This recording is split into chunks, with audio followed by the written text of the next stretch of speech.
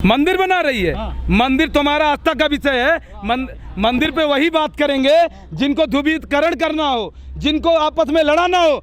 हम आस्था के पुजारी हैं, हम आस्था को बीच में नहीं लाएंगे राजनीति मुद्दे में। डॉलर बढ़ेगा ही जब देश के श्रीलंका का हाल बनाने वाले हैं। आपको यहाँ के प्रधानमंत्री जी को बता दे रहा हूँ, उनको अभी समझ नहीं आ रहा है कि राहुल गांधी जी की बातों को, लेकिन एक समय ऐसा आएगा कि श्रीलंका से बुरा हाल इंडिया के कर देंगे। अगर सही समय पर अगर समझ नहीं गए प्रधानमंत्री जी तो इससे बुरा हाल कर देंगे इंडिया का। इंडिया को तो सोने की चिड़िया कहा जाता था, लेकिन अब आपको बता नहीं रहे, मीडिया में चल रहा। मीडिया में कुछ ऐसे ही पत्रकार बंधु इस बात को उठा रहे हैं जो देश की बात करेंगे। भैया अमेठी वाले महिला उनका इंतजार कर रही हैं, पता नहीं क्या क्या लेके इंतजार कर रही हैं, लेकिन इंतजार जरूर कर रही हैं। सिलेंडर लेके बैठी हैं महिलाएं कि वहाँ के जो गरीब परिवार हैं वो आज सिलेंडर की मुद्दा नहीं उठाएंगे, आज डीजल और गैस की मुद्दे नहीं उठाएंगे। स्मृति ईरानी जी अनाज रिकवरी करने के लिए भी आदेश दे दिया, आपने पता नहीं पाए क्या? रिकवरी का आदेश भी दे दिया है। सरकार ने कहा है कि जो पात्र नहीं है मैं उसके लिए रिकवरी करूंगा। इनका सीधा सा मकसद होता है चुनाव कैसे जीतें, चाहे सज्जन आदमी हो तो उसको बदनाम कर देना है। गांधी विचारधारा के लोग हैं, संविधान से बड़ा कुछ नहीं होता है, संविधान के इशारे पे हमारा काम होता है। हम सब गांधी विचारधारा के लोग हैं। सच्चाई कभी छुपती नहीं है, आप ध्यान रखना। सच्चाई को दबा नहीं सकते।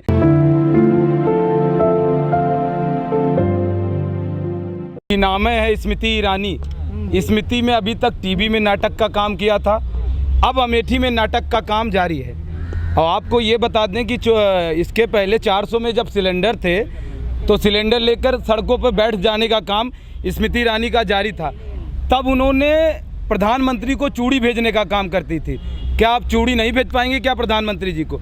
अब उनको शर्म आ रहा है कि क्या?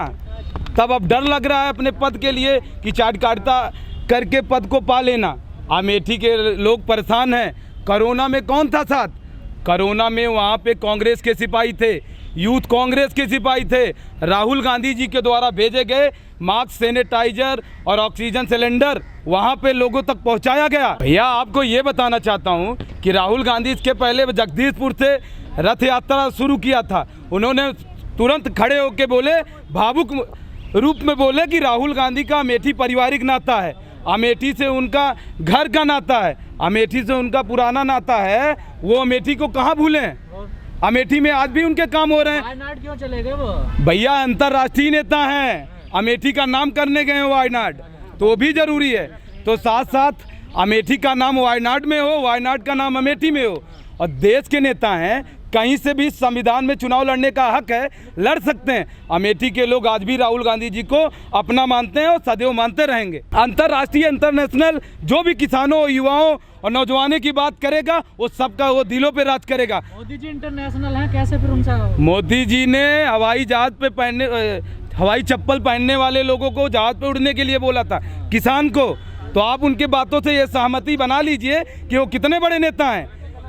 चुनाव जब गुजरात के सीएम थे वो, तो उनका सीधा सा एक मकसद रहता था, अडानी और अंबानी को पैसा फाइनेंस करके अपने टीआरपी को बढ़ा देना। दो भारत के सबसे बड़े उद्योगपति जो उनके सारे जो अंतर्राष्ट्रीय लेवल पे चैनल हैं जो दिन भर चिल्लाते हैं, कोई एक शब्द सच्चाई ये जो नौजवानों की बात करने के लिए 1 मिनट बाइट नहीं चल पाएगा। सीधा एक बाइट चल रहा है, कहीं लुलू मॉल का, कहीं ध्रुवीकरण की बात करना हो, कहीं हिंदू मुस्लिम की बात करना हो, कहीं दंगा वाली बात हो। तो इनका सीधा सा मकसद ये है कि लोगों के बीच में बंटवारा पैदा कर देना, लोगों के बीच में भाईचारा को ख़त्म कर देना। इसके पहले ये जो आस्था के पुजारी जो बता रहे हैं, इसके पहले भी रामायण चलता था, इसके पहले भी दोहा गाया जाता था। अब रामायण तब हम 1900 उसके पहले बता दें, आज से 20 साल पहले की रामायण, जब ब्लैक एंड वाइट में रामायण चलता था तो लोग कम से कम हजारों की संख्या में लोग होते थे और रामायण देखने के लिए लाइन लगे रहते थे। आज वो दिन आप बता सकते हैं? नहीं है। इन्होंने आस्था के को बेचने का काम कर रहे हैं बराबर। टीवी ने अभी बता दिया था वायनाड में जो राहुल गांधी जी के एक छोटे से वीडियो को उदयपुर उदयपुर हत्याकांड में जब उनको ये ध्रुवीकरण करके राहुल गांधी जी को इतने बड़े हत्या में आरोपी बनाना चाहते थे और राहुल जी को बदनाम करना चाहते थे। अब इनका बीजेपी का और जो कुछ चैनल हैं जिनके इशारे पे चल रहे हैं, लोगों तक जो हमारी ये यात्रा है, यात्रा किस लिए है? लोगों तक पहुंचना है, हमें लोगों को बताना है। राहुल जी के कई ऐसे सिपाही हैं जो लगातार युवाओं के बीच में हैं, किसानों के बीच में हैं। अभी गांव की बात करूंगा मैं, धान लग रहा है, क्या लाइट गांव में आ रही है? क्या नहीं आ रहे हैं? कांग्रेस ने क्या नहीं किया भाई? ये जो मोबाइल और IT सेल आप देख रहे हैं, क्या कर रही है अब जब मौका मिलेगा तो पूरा करेंगे राहुल गांधी जी। राहुल गांधी जी देश के सबसे बड़े विपक्ष के नेता हैं, आवाज उन्हीं ने उठाया है।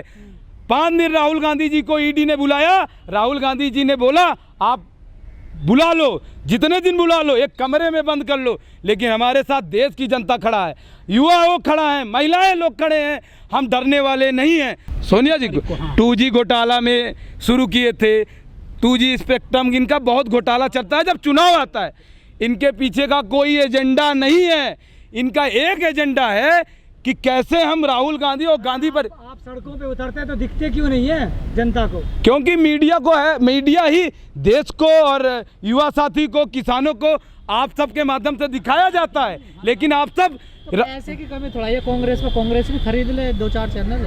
ये सच्चाई के लिए लड़ते हैं, बातों के लिए लड़ते हैं, युवाओं के लिए लड़ते हैं, किसानों के लिए लड़ते हैं। कमलनाथ जी ने क्या भाषण दिया था कि पैसे से अगर मुझे किसी सरकार को गिराना है या उठाना है तो हम भी तो खरीद फरोख्त कर सकते थे। बिल्कुल उनकी विचारधारा हमसे नहीं मिली, अलग है। हमारी विचारधारा जो गांधी विचारधारा है उसी विचारधारा से चलेंगे।